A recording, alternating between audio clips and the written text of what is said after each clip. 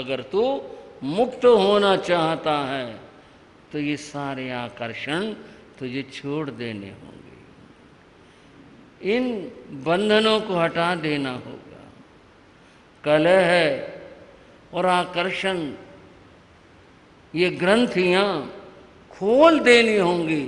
जब तक रहेंगे ग्रंथि राग और द्वेष की, मोह माया की, तो मुक्त नहीं हो सकता। फंस गया एक युवक, इस मोह माया में फंस गया। भगवान कहते हैं तू मुक्त नहीं हो सकता, संसार में फंसा रहेगा। वो बेचारा जेल में जा फंसा इस मोह माया से। आप पूछेंगे कौन, क्या हुआ, किसको जेल होगी, क्या बात हो गई?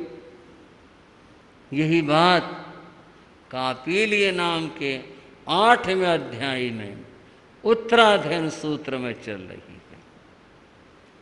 आप सुन रहे थे, कपिल नाम का बालक श्रावस्ती में पढ़ने के लिए गया, उसकी मां ने भेजा। ध्यान आया भाइयों? वहां इंद्रदत्त नाम के विद्वान थे, कपिल के पिता के मित्र थे। श्रावस्ती में उनके पास भेजा। उन्हें सब वृत्तांत ज्ञात हुआ तो बोले ठीक है वत्स, मेरे यहां रहो और पढ़ाई करो।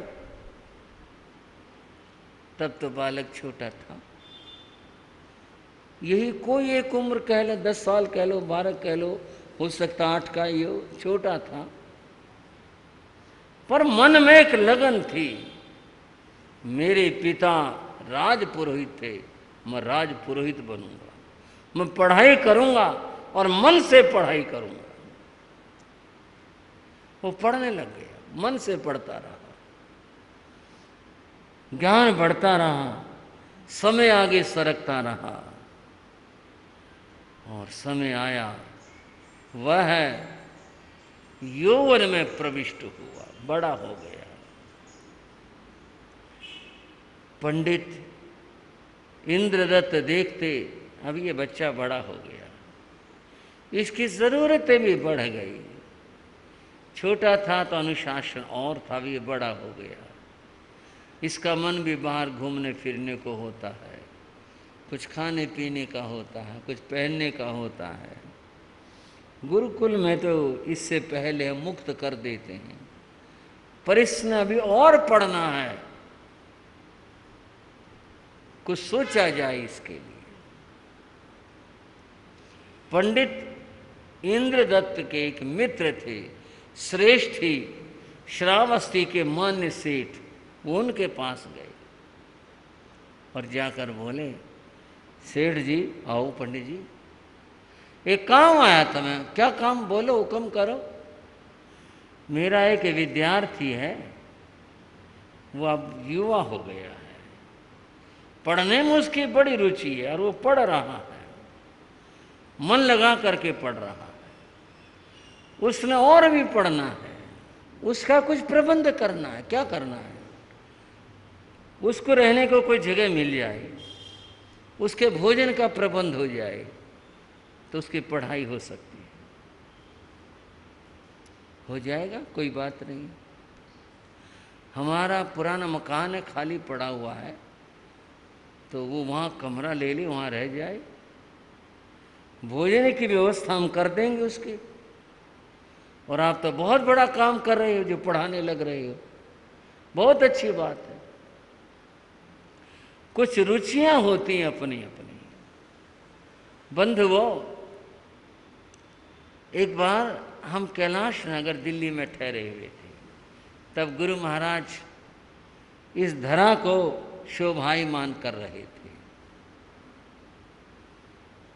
सुबह में बाहर जाता था, एक दिन कुछ विलंब हो गया, लौट रहा था तो मैंने देखा वहाँ जो यमुना का पुष्ता है उसके किनारे झुग्गियाँ बनी हुई थी। 2-3 झुग्गियों को मिला करके वहाँ स्कूल चलाया जा रहा था। बच्चे बैठे थे, कोई ड्रेस नहीं थी, कुछ नहीं, जोगियों के ही बच्चे थे, उनसे देखने से पता चल रहा था। और एक व्यक्ति बड़े मनोयोग से उन्हें पढ़ाने लग रहा था, बच्चे पंक्ति में बैठे हुए थे। मुझे अच्छा लगा, मैं खड़ा हो गया। मुझे देखकर अध्यापक ने हाथ जोड़े, बोला महात्मा जी आओ। मैं थोड़ा उधर गया, मैंने कहा अच्छा आप यहाँ स्कूल चलाते हैं? बोला जी स्कूल कहो या ना कहो, मैं बच्चों को बस पढ़ाता हूँ आपके सामने, भाई ये स्कूल कह लो, कुछ भी कह लो। मैंने कहा किस तरह से? बोले जी मैं रिटायर्ड टीचर हूँ, तो मेरे सामने विकल्प थे पर मेरे को पढ़ाने में रुचि है। मैंने सोचा इनके बच्चे ऐसे भटकते फिरते हैं झुग्गियों वालों के, इनको कुछ पढ़ा दूं। मैंने इनसे बात करी, इन्होंने ये जगह दे दी और मैं इन्हें पढ़ाता हूँ, फीस कोई नहीं है। मैंने कहा काम कैसे चलता? बोले किताबें कोई दे जाते हैं सेठ लोग और इनकी ज़रूरत की चीज़ दे जाते हैं, बाकी और कुछ नहीं है, हमने फीस कोई नहीं रखी हुई है। मैंने कहा देखो अपनी रुचि है ना, रिटायर्ड तो बहुत लोग होते हैं, पर ये कि मैं देश के सेवा का और समाज के सेवा का कोई कार्य करूं, ये रुचि तो सब में नहीं होती, अपनी अपनी रुचि है ना। पढ़ना बड़ी अच्छी बात है, पर जो पढ़ने की उम्र से ऊपर चले गए या उनका विषय नहीं है, पढ़ाना बहुत अच्छी बात है, और उससे आगे पढ़वाना, चलो नहीं कर पा रहे तो प्रबंध कर दिया किसी का, बहुत अच्छी बात है। बंधुओं आपको बताना चाहूंगा, 8 कर्मों में से पहला कर्म ज्ञानावर्णीय कर्म है। मोहनीय कर्म बांधता है और ज्ञानावर्णीय भटकाता है, क्योंकि भटकाने का कारण ज्ञान तो होता नहीं और अज्ञान में जीव भटकता रहता है। इस ज्ञानावर्णीय का क्षय कैसे हो भाई और बहनों, कैसे ये तोड़ा जाए? तो कहा स्वयं ज्ञान की आराधना करो, स्वाध्याय करो। स्वयं नहीं होता है, किसी और के लिए व्यवस्था बनाओ, किसी को पढ़वाओ, कुछ ऐसा इंतजाम करो दूसरा कोई पढ़ ले।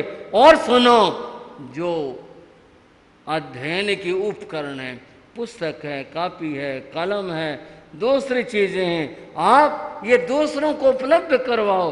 आप इन्हें देंगे, बांटेंगे, आपके ज्ञानावर्णीय कर्म का क्षय होगा। क्या होगा भाइयों? खुद नहीं कर सकते, करवा तो सकते हैं। भावना रखो हम किसी बच्चे को पढ़वा दें, अगर किसी को जरूरत तो उसकी जरूरत पूरी कर दें। कई बातें होती हैं, अगर आप थोड़ी रुचि लें तो बहुत अच्छा हो, आप दूसरों को सहयोगी बने। सेठ ने कहा ठीक है प्रबंध हो जाएगा। पंडित जी पढ़ाने वाले थे और तब से कपिल का प्रबंध हो गया। सेठ के पुराने मकान में रहने लगा, पढ़ने लगा और भोजन की व्यवस्था ये बनाई कि भी ये कहाँ बनाएगा, कहाँ खाएगा, पढ़ाई कर रहा है। सेठ ने अपने एक दासी को लगा दिया कि भोजन के समय इसका भोजन वहाँ दे आया कर। मैं बता रहा था आपको, सवं गंथं कलहं ची, गांठें बंधन कैसे लग जाते हैं, कैसे हो जाता है। दासी भोजन दे जाती है, कुछ दिन चला। एक दिन कपिल ने उसका नाम पूछा, क्या नाम है तुम्हारा? नाम बता दिया। तुम्हारा रहना कहाँ पर है? बता दिया जो भी था उसने उससे प्रश्न पूछ लिया, तुम्हारा क्या नाम है, तुम कैसे क्या करते? मैं पढ़ता हूँ, ऐसे ऐसे है, गुरुकुल में जाता हूँ, वहाँ पर। परिचय कुछ और बढ़ा और ये परिचय ज़्यादा बढ़ गया और उनका परिचय वहाँ पहुँच गया कि जब उन दोनों ने आपस में निर्णय कर लिया हम विवाह करेंगे और अपना जीवन दोनों मिल कर के जिएंगे। ये बात परस्पर में हो गई, निर्णय हो गया। पता किसी को कुछ नहीं, उनका अपना अपने जीवन की बात थी, उन्होंने ऐसा सोच लिया, विचार कर लिया। एक दिन उस लड़की ने, दासी ने कहा, ये तो हमने सोच लिया कि विवाह करेंगे, पर ये तो बताओ, विवाह करने का मतलब जिम्मेदारियों को स्वीकार करना होता है। अब विवाह कर लेंगे तो हमारा गुजारा कैसे होगा? इस पर वो चुप हो गया। उसने फिर कहा, बताओ कैसे गुजारा होगा? बोला, मैं अभी तो पढ़ रहा हूँ, पढ़ाई पूरी होगी तब कोई नौकरी मिलेगी या कहीं मैं पढ़ाने लगूंगा तब मेरे पास पैसे होंगे। अभी तो मैं ही दूसरों के सहारे जीता हूँ। तुम्हारे सेठ मुझे भोजन भिजवाते हैं, तुम्हारे द्वारा पंडित जी पढ़ाते हैं, अभी तो मेरे पास में कोई साधन नहीं है। और उसने कहा, विवाह के बाद मैं घरों में जाऊं और बर्तन मांजूं, ये क्या अच्छा होगा? फिर क्या हो? वो दोनों मन से बंध चुके थे, इस सोच में पड़े। उस सोच में दासी ने एक बात बताई। बोली, कपिल, एक बात है, मैं एक तरीका बताती हूं, अभी से ही धन जोड़ना शुरू कर लें और तब जब हम बंधन में बंधेंगे तब तक हमारे पास पैसा हो जाएगा। बताओ क्या बात है? दासी ने बताया, हमारे यहाँ श्रावस्ती के जो राजा हैं वो बहुत अच्छे हैं, बड़े उदार हैं और ब्राह्मणों के वो भक्त हैं। अगर सुबह सुबह है कोई व्यक्ति राजमहल पर जाए और सबसे पहले राजा को जा करके आशीर्वाद दे, तो वे उस ब्राह्मण को 2 मासे सोना दान करते हैं। कितना जी? 2 मासे। पुराना माप है, रत्ती, माशा, तोला पुराने माप है। आज तो ग्राम का माप है, तो 2 मासे 2 ग्राम होगा ना, लगभग कुछ ऐसा ही है।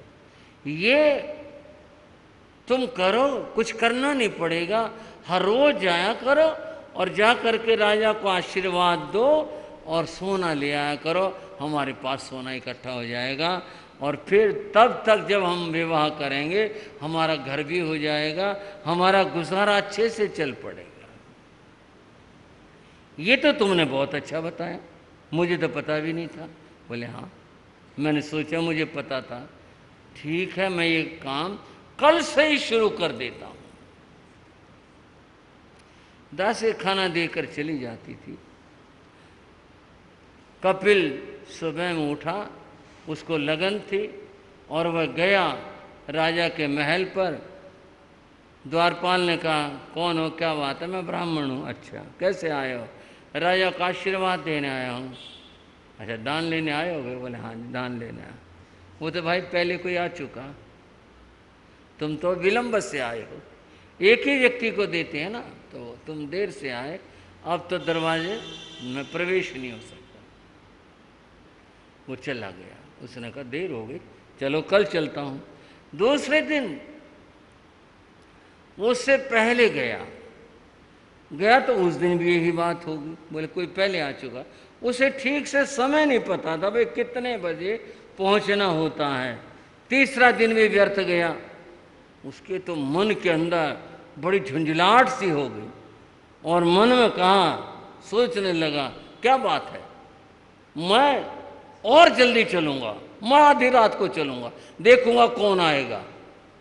और वो तो धन के लोभ में फंस करके आकर के आधी रात को ही चल दिया। चांदनी रात थी।